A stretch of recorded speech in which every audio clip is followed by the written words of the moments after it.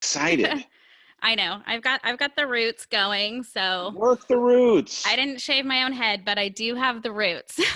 Good work. Good work. We'll come through this. Yes, we will. We will. Well, I'm excited, and I know you know the drill, so let's just dive into it. Take this anywhere you'd like, Corie. I am All right. here for the ride. Sounds amazing. Well, thank you so much for being on the show. I appreciate you taking time out of your hectic schedule and joining us. So, why don't you just let my listeners know a little bit about you? Because I know everybody knows who you are because you're Rachel's husband, but I want everybody to know that you're more than Rachel's husband. You're Dave, and you've got your own story. I am Rachel's husband. That is all there is to know. My wife and I, we live in Austin, Texas. We have 4 children here in Austin. We've lived here for just about 2 years of time doing work together at a company that we work for, vainly named after ourselves, the Hollis Company, trying to create resources that, if people use the tools, maybe afford them a chance for a better life. We have been doing this work since we moved from where we previously lived in Los Angeles, where prior to coming together and doing this work together, I was working inside the entertainment business. I worked for 20 plus years at a variety of different companies in traditional media. I finished my time in entertainment at the Walt Disney Company, where I worked for 17 years, the last 7 of which I was the head of sales at the movie studio. And I've kind of had 2 different adult lives, one that happened to have started when I was 21, 22 years old and finished right around 40, and the rest of my life, the thing that people will talk about when I'm dead and gone, the legacy that I'm writing in real time with my wife. Yes, and that's the one that matters, right?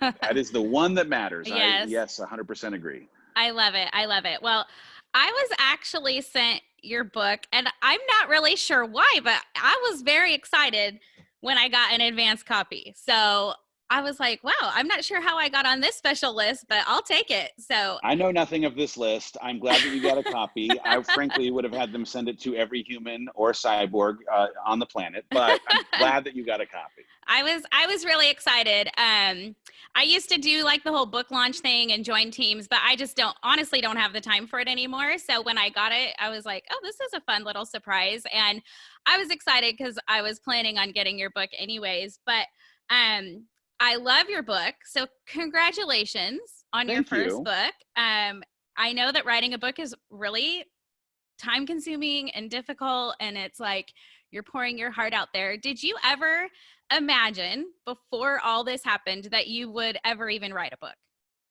It was not on my list of things to do. I will be honest. I grew up in communications. I had a major in communications. I thought I might be a journalist of some kind. So writing was a thing that I enjoyed doing, but I never ever thought myself a person who would write a book. I was witness to my wife writing books, and she over time wrote more and more books. And when she had Girl Wash Your Face come out, I had an initial reaction to the honesty and transparency that she put into the darn book that had me try to convince her to not release the book, in part because I just worried that maybe telling all of these stories and owning her struggle in some ways would compromise this company that she was building, or the veneer that we'd created, that everything was great, and piercing that felt like it was a liability of sorts. And then I got to witness the impact of people seeing themselves in her story. And man, it changed the way I thought about the power of a book, when you can write about your story or your struggle and anything you've done to overcome that struggle, that it maybe affords people this chance to feel less alone in their struggle. If you're listening to this and you're struggling, guess what? You and I have something in common, because struggle is just a byproduct of humanity, and we all do. And the more time that I spent watching people have something good come from her owning her own journey, it made me ask, is there maybe something that could come good for people who read it, in me sharing some of my own story, the way that I've struggled, and in owning that struggle and the way that I was able to work through some of it, maybe afford them a set of tools that would help them in their journey and in their struggle as well. And so I started. And as you say, dang it, it took time. And man, it was the single hardest thing I've ever done professionally. But in it being as hard as it was to write, it's part of why it ultimately has become the thing I am proudest of in my career. Yeah, that's amazing. I love that. So do you feel like by seeing how Rachel was vulnerable and sharing things that maybe didn't seem so exciting to you, did that help you become more vulnerable as you wrote your story? Yeah, I mean, good news, she didn't listen to me. Obviously, the book was published. And then very quickly after the publishing of the book, we started to see the community response and the way people were sharing it, and people saying that they had a breakthrough in part because of seeing themselves in her story. And it in a strange way, gave me some permission to own the things that I inevitably knew I'd need to own if I was going to have something that might afford people the same opportunity for breakthroughs. Knowing that intellectually and then sitting down and actually putting those words into a computer, those are two totally different things. Because man, it was still really, really hard in the midst of it, because the book, in a similar way to Girl Wash Your Face, was 20 stories of 20 times where I'd gotten in my own way. And Mm-hmm. having to own all the details in each of those instances where I'd carried shame or regret or could have done something different or wish I'd had handled it better. Um, if I was going to, truly try and be a resource, I had to be honest about it. But the honesty in the writing process ended up feeling a little bit like going to therapy 20 times over about stuff that sometimes I, totally resolved, and other stuff that was resolving in real time through the writing process. Mm-hmm. Yeah, definitely. And I appreciate that, because I do know, I mean, even just from my own experience, if I blog or podcast or anything, the more vulnerable I am, the more it resonates with people and it kind of breaks down those walls. And so I love that you do that. I love that Rachel did that. I kind of started following Rachel like right before her book came out. And so the book just made me fall in love with her more. And so I just love seeing more and more people that have influence and have platforms actually like sharing their struggles, so that we all know, like, these dreams that we have are attainable. Like, we're not some weird, person with all these Yeah. crazy struggles that no one else has. I will say this too, because there was a long time in my life where I thought that vulnerability was a liability, and that being someone who felt things or shared their struggle in some ways indicted them as being weak or less or not enough.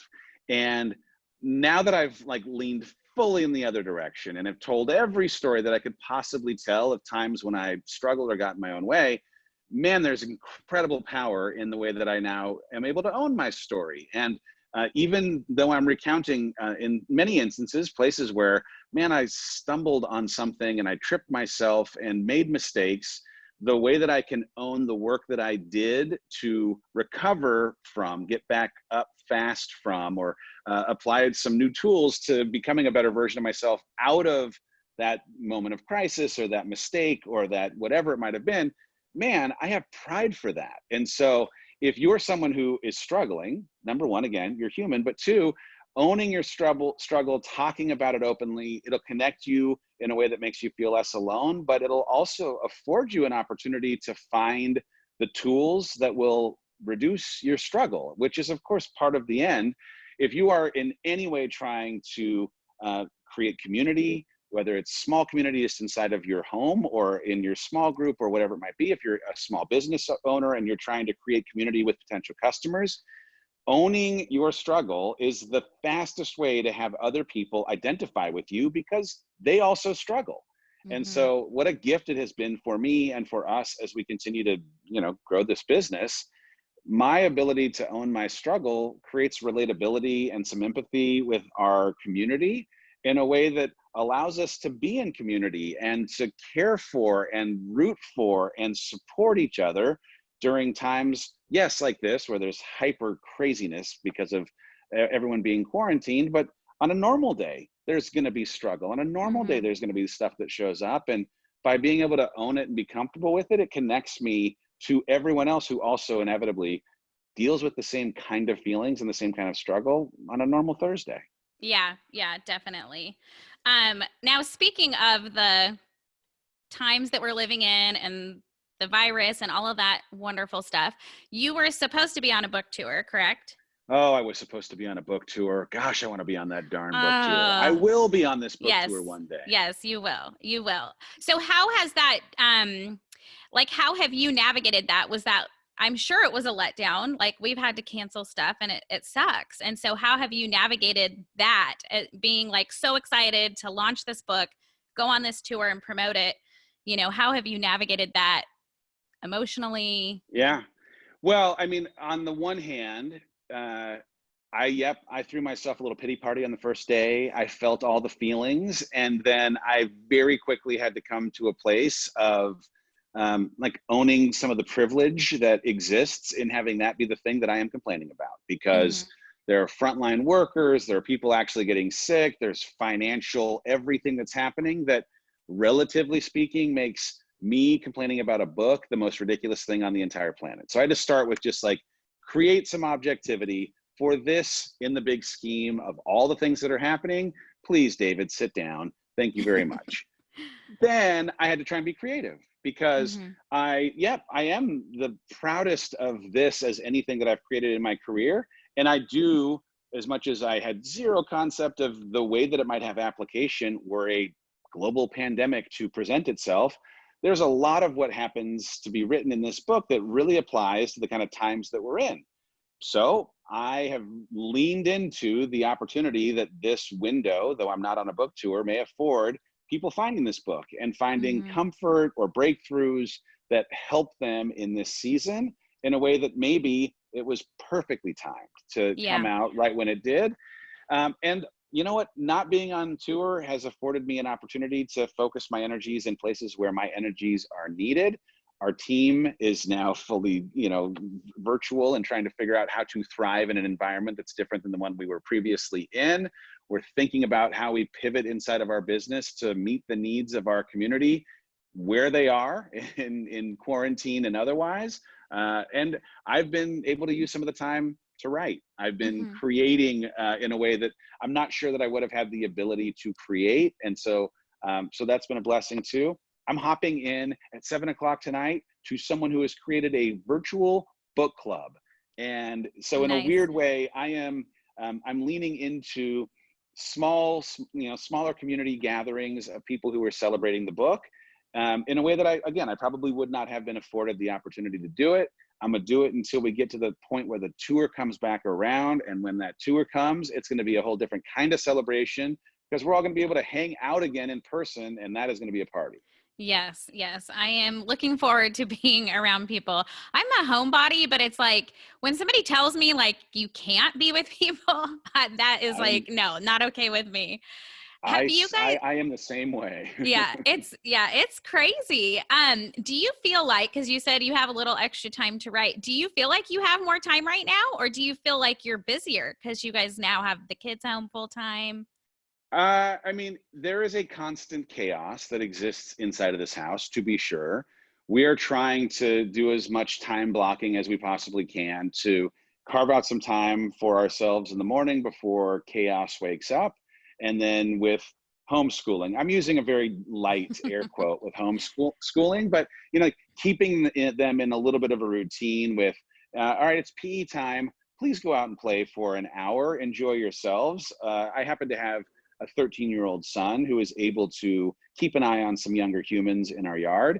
But for the most part, I am still trying to stay productive with the team or with my writing. I am still trying to stay present in my self-care and moving my body and the things that have me showing up the way that I'd hope. And also, we're having dinners as a family, or lunches as a family and dinners as a family, in a way that we never ever were able to as consistently before this all happened. And so there have been wild silver linings that have shown up in Yeah. terms of what it's afforded us as a family unit and the kind of quality time that we're getting to spend with each other.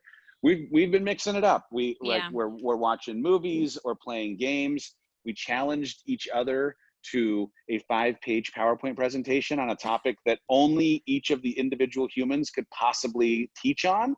And I so, love it. I mean, as a 7-year-old, hearing The Power of YouTube by Ford Hollis was something that I don't know that anyone needed, but it felt right on a Friday night. And so that's the kind of thing that's I coming out love of it. quarantine. Yeah. That is like the most unique idea I've heard. so It was far. So fun. I Yeah. really like it. I might actually try it with my kids. My kids are older, so it might not be as entertaining, but it should be fun. Okay, so how do you find, like, so my husband and I work together as well. We run our business together. And so I feel like we have kind of our good little system going of finding that balance between when we're on for work and when we're on for each other, and separating the work so that we still have a, romantic life. Do you have some tips or secrets that you feel like have really helped you guys navigate that? Well, I mean, in the like work hours time, it's really been about role clarity and separation of, like I do this and she does that. And Rachel has always been the what person, she's the dreamer, the visionary, she casts the big where we should go. And I am the how person, the practical integrator. And my role is to try and figure out how to accomplish her what. And that like separation is a thing that has saved us during work hours in terms of the kind of friction that might inevitably come up if we were stepping on each other's space. There is some natural friction that exists between an integrator and a visionary, but it's good for the business kind of stuff. We have a harder time in the shorter term turning off.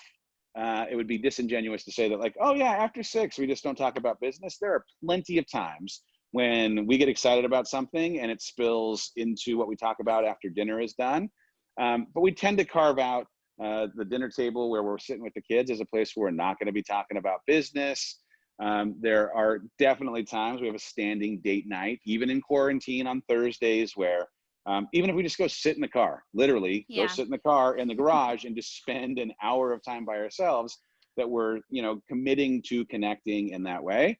I mean, part of the way that we stay like good for each other is that we're also good about creating space for each other. And so in a world where we work together as much as we do, and certainly now that we have an office that has 2 monitors at the same desk, I am spending time in the morning, or, even if it's just, I went for a drive the other day, 12 minutes of just time by myself to process and collect my own thoughts, or going on a run and just like being in a little bit of therapy on a road in the middle of nowhere where we live in Texas, is as good for me as it is for our relationship to be able to come back and have had an opportunity to take a little hit off the oxygen mask as it's fallen from the top of the plane. Yeah, definitely. Now, so when you guys like kind of split up you said integrator, so I'm assuming you're the integrator, she's the visionary, but you seem like a visionary person too. So did you guys kind of sit down and like actually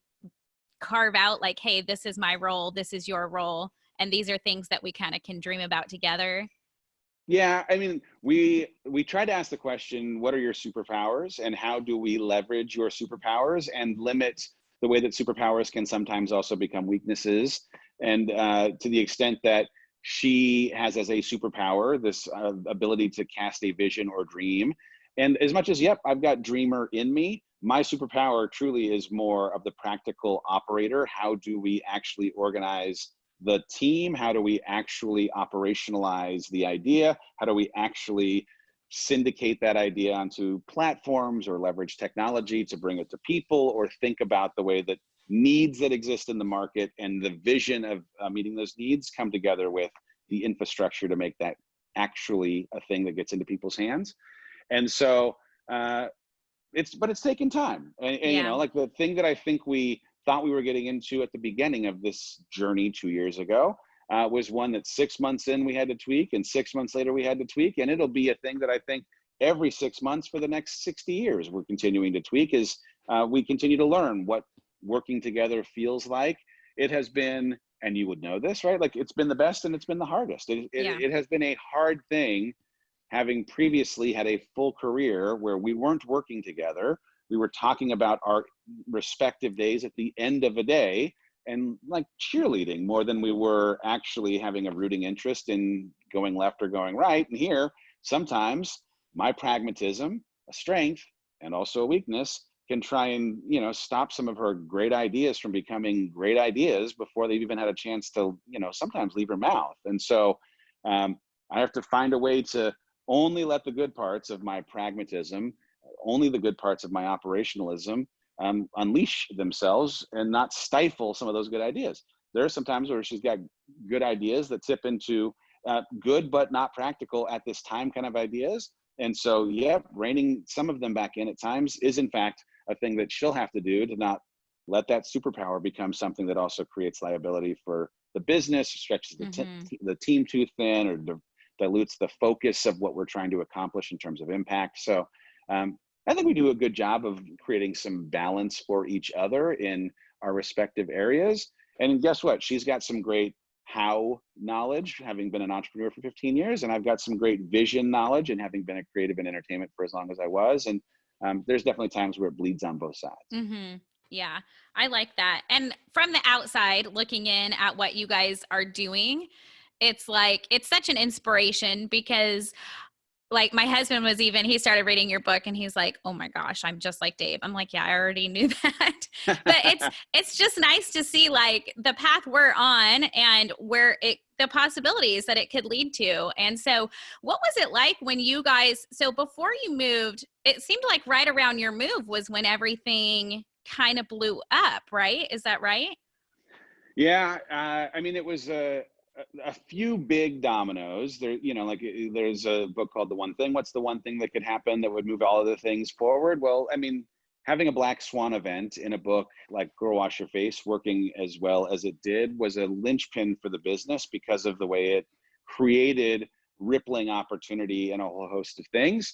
We had the benefit of creating the hoped for outcome, not yet having proof that it was going to become what it did. And so we shot a documentary before the book came out in the hopes that the book would be successful. And when it was successful and the documentary was in theaters near the end of the year, it just, man, the timing was great. And those stacking on top of each other led to a partnership with QVC, led to the introduction of some journals, led to a Target conversation. And each of those things felt like they were stacking a little bit on top of each other. The decision that she made to write Girl Stop Apologizing before Girl Wash Your Face actually released was such a blessing because one, it's an amazing book, but I don't know that she would have been able to write something that was as good as a follow-up to Girl Wash Your Face if she had the pressure of needing to write it after she already knew how big Girl Wash Your Face was going to be. And so there was a combination of factors that felt like they came together that in part, hey, the two of us come together, we figure some things out that maybe we wouldn't have on our own.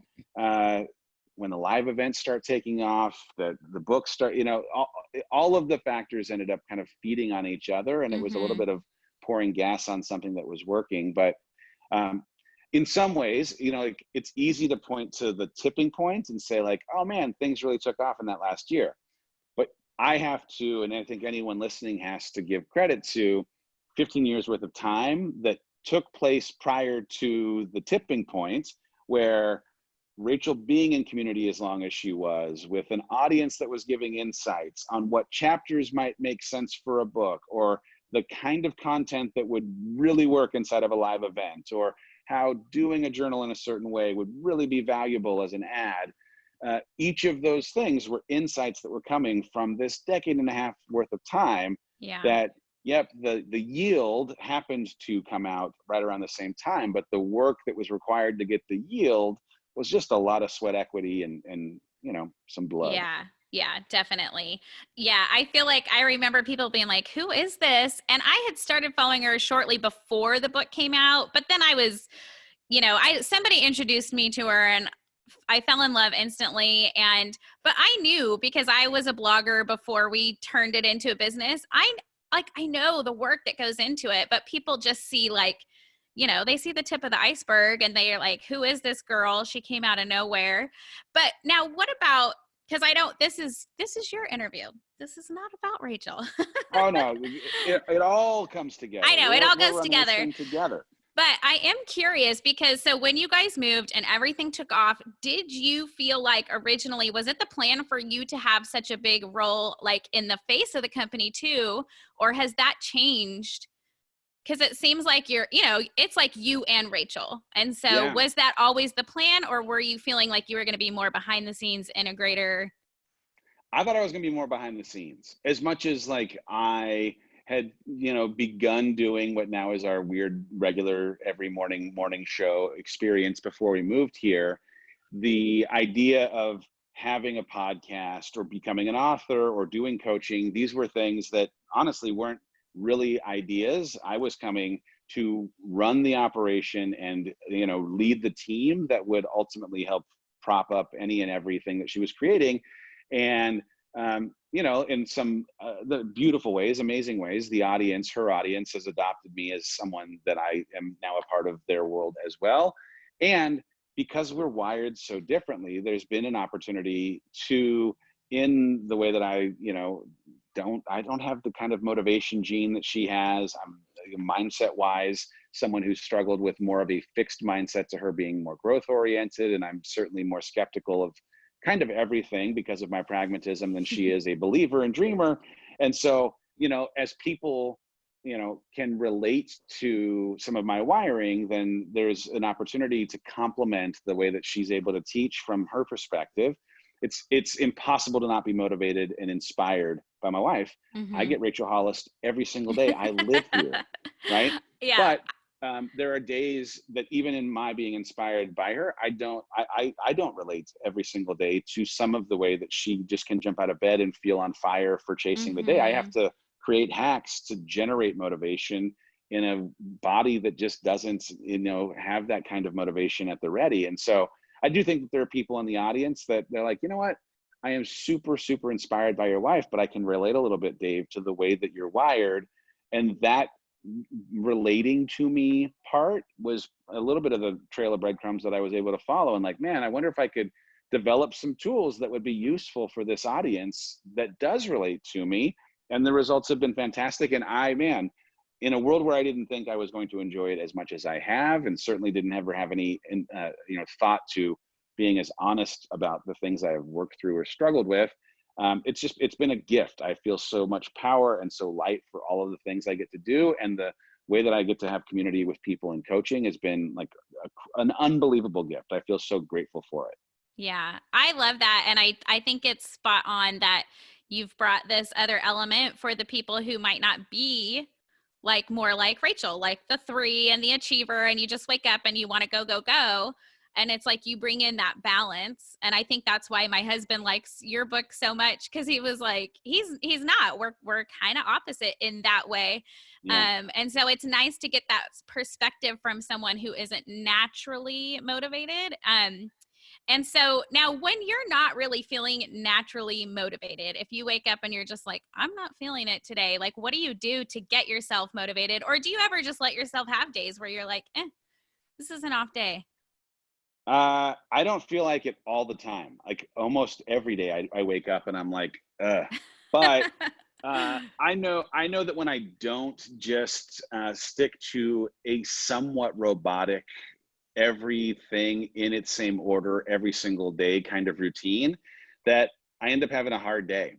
And so when the alarm goes off, I just have to immediately jump up. I do the same thing in the same order. It is so boring, but it eliminates the potential for negotiating and leaves no room for me to do the mental karate of like debating with myself about almost any of it. And so I walk into my closet, I put on my shoes and my gym stuff. I walk immediately to where I got a green juice. I make my pre-workout.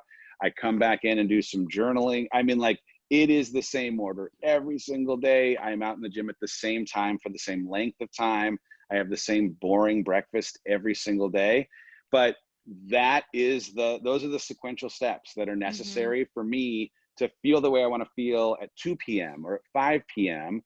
And the, like the joke I have, the morning routine that I have to give me the motivation to actually start my day at 5 a.m. is I got to go to bed at 9 p.m. That is like my morning routine starts at 9 p.m. the night before.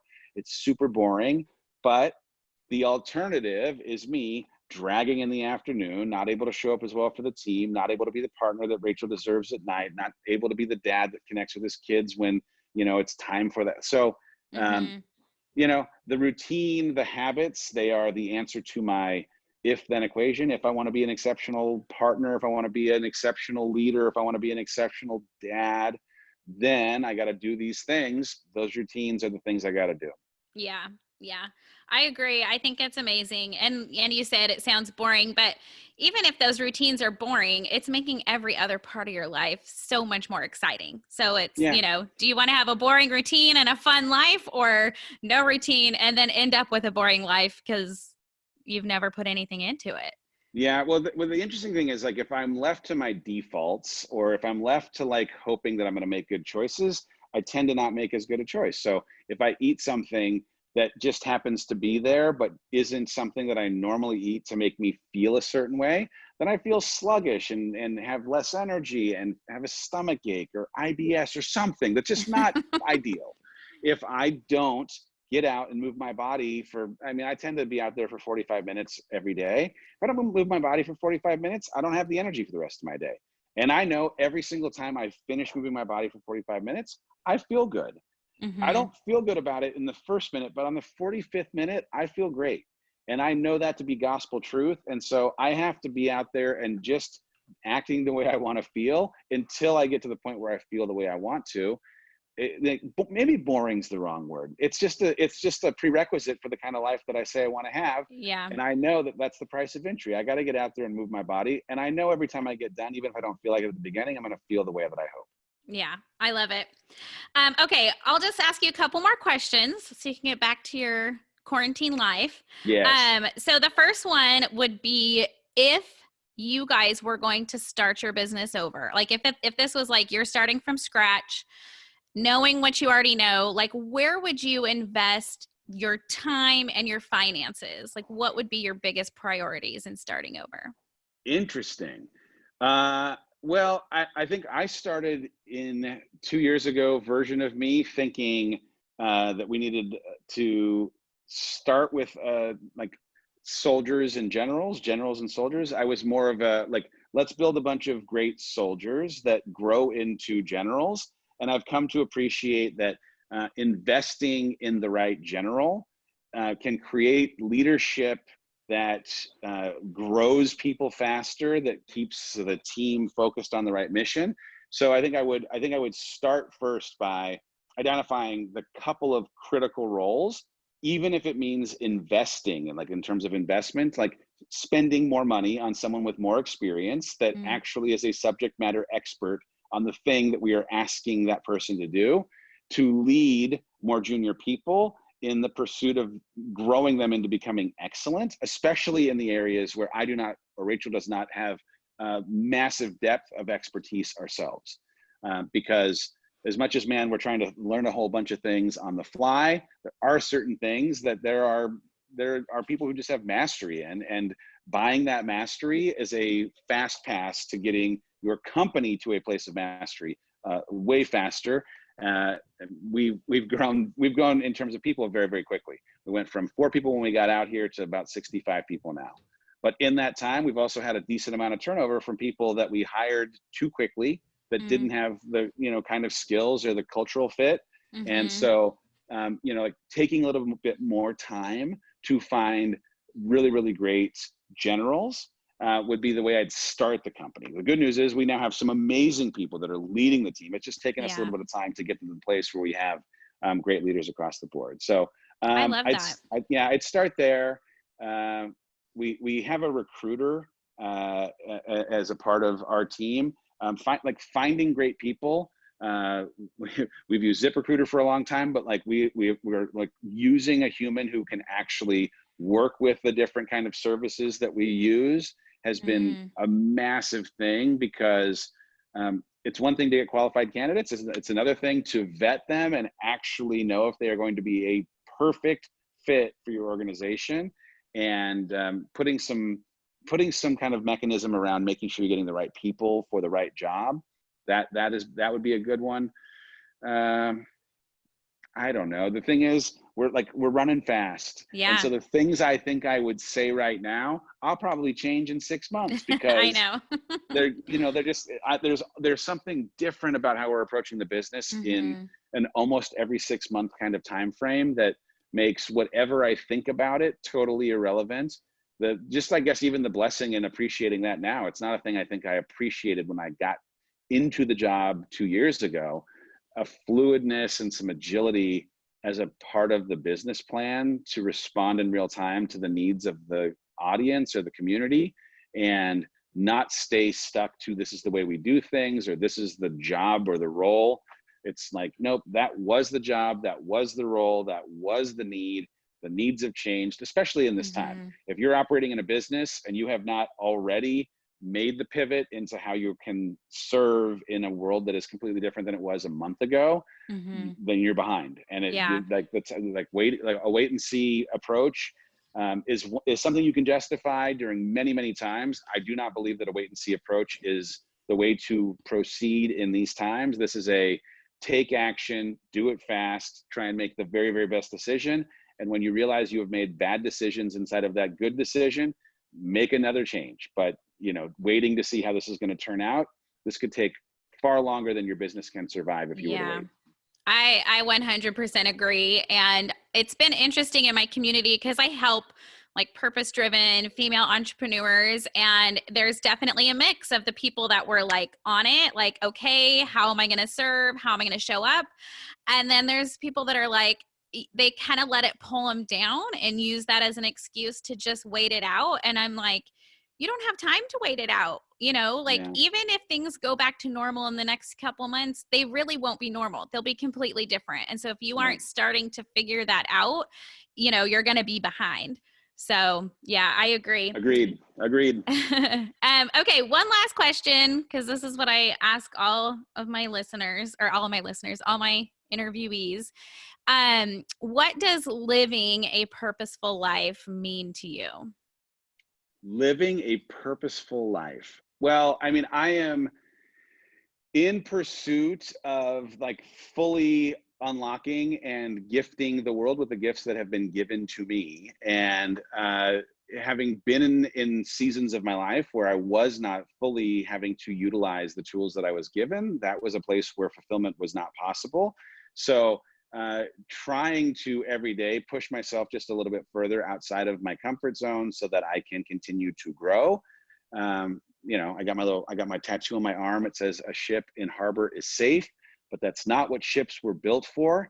I am trying every day to get a little further from the harbor so that in the choppiness of those waves, I can continue to become a more skilled sailor. I can continue to, in that discomfort, change the way I think about what I am capable of, and in falling down at times out in those high seas, learn from those mistakes and continue to become a bigger, better version of myself that more fully utilizes the potential that exists inside of me. I am on this planet for creating a legacy of impact. And the more that I can take the tools that have been given to me and afford people breakthrough, afford people tools that maybe help them get out of their way or think differently about what they're capable of or what's possible for their life, man, like no greater legacy could exist than thinking that maybe some work that we're doing at the company or something that I'm doing myself changed the way that someone thought about what they were able to do, what they had a capacity for, what was possible in their life. I love that. Beautiful. All right. Well, thank you so much for this. It's been great talking to you and getting to hear a little bit more of your perspective. So where can my listeners find you and your book and all that good stuff? Well, I live on the internet, so you can go on Instagram, I'm Mr. Dave Hollis. On Facebook, it's Dave Hollis. But everything that Rachel and I are doing is on thehollisco.com. And if you are interested in real time, we are doing a community activation called Next 90 Days, where since we're in the midst of chaos and craziness, it is 100% free, $0 and 0 cents, 14 weeks worth of programming that is going to hopefully through community help us get through this darn thing together better. So join us if you'd like. Love it. Love it. I will link to all that in the show notes. Thank you so much, Dave. It's been a pleasure to have you on the show, and I'm excited for all of my, I have like my own community, and that this is our book for the quarter. So for awesome. quarter 2, it's your book. So yeah, I'm just excited to see what my ladies have to say about it. It's been amazing. I think it's a great tool. And so I'm just excited for more people to read it. Right on. Thank you so much. I appreciate that. And thanks for having me on. Have a great rest of your day. All right. You too. All righty. Bye-bye. Bye.